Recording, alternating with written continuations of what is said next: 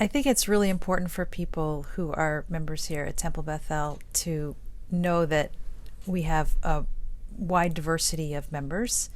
And one important thing to know is that over half of our families are interfaith families. What does the conservative movement and the reform movement have to say about intermarriage and interfaith families in Judaism? Well, both movements are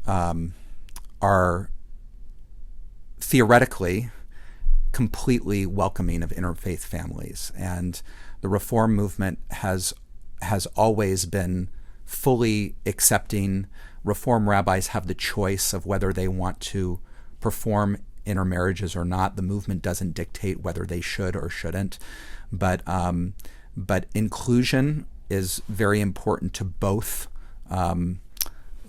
movements, and the conservative movement is also very very dedicated to being able to think about new ways to be able to engage and welcome and include interfaith families. However, rabbis who are ordained conservative it's a rabbinic standard of practice that they cannot officiate at intermarriages, and that is mostly based on an idea that there's a fear of Jewish continuity, that if more people married outside the Jewish faith, that our children and their children would not stay Jewish. What's interesting is the conservative movement has acknowledged the more recent research that continuity crisis is actually a myth, that intermarriages don't determine whether people are going to continue to practice Judaism. There is a whole host of other factors, and in fact, what we know from our own community is so many of our members who are not Jewish, moms and dads, but especially moms, are deeply dedicated to our children growing up in Jewish homes and continuing to become Jewish. So where do you fit into that? Would you perform an intermarriage here in our community? Up until recently, I would have said no.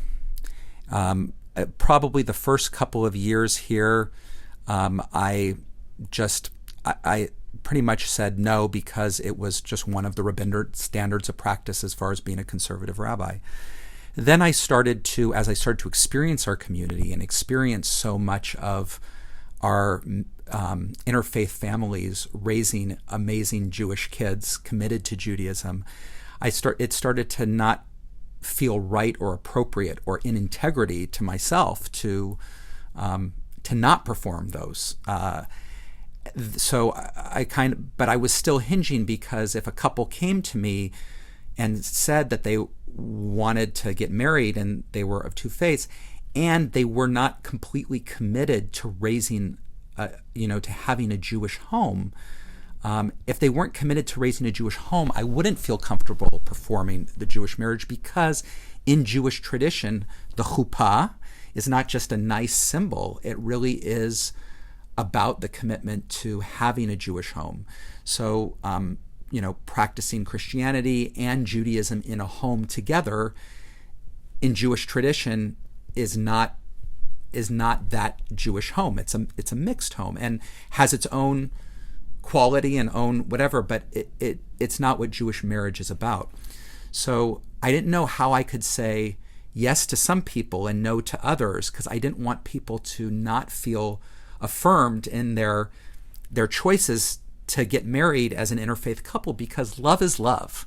On one level, you find somebody that sees you and that you're committed to and you can share a life with. It can go beyond religion and tradition and all of those things. So, I didn't want people to not feel affirmed.